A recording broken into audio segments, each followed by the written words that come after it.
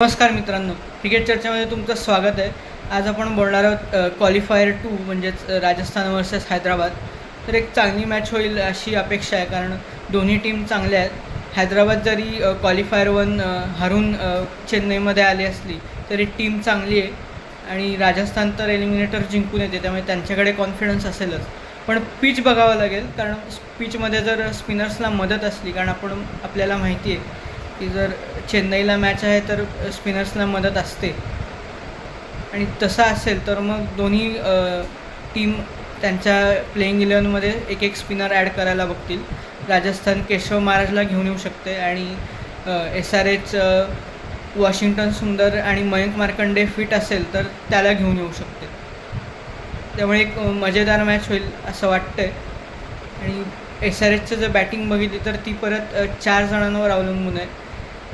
Travis head, Abhishek Sharma, Rahul Tripathi आणि Heinrich Klaasen.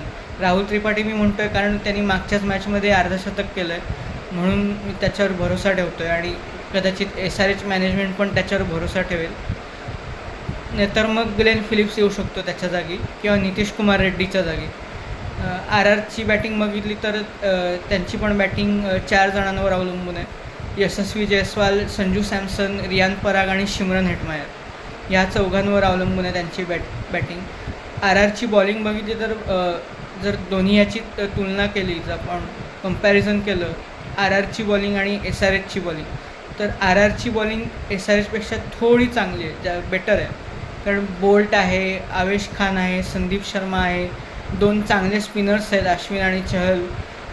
त्यामुळे RRची जी bowling आहे ती थोडी बेटर आहे SRHपेक्षा. SRHची बॉलिंग थोडी कमकुवत वाटते RR समोर. तरी पण मॅच 50-50 आहे असं म्हणेन मी. पण जर पिचमध्ये परत एकदा म्हणेन मी की जर स्पिनला मदत मिळाली स्पिनर्सला तर वन सायडेड मॅचही होऊ शकते. कारण जेव्हा आपण बघितलं आहे की जेव्हा पिचमध्ये स्विंग किंवा स्पिन असतो तेव्हा बॅट्समनचं स्किल टेस्ट होतं आणि जेव्हा स्किल टेस्ट होतं तेव्हा वन सायडेड मॅचही होऊ शकते.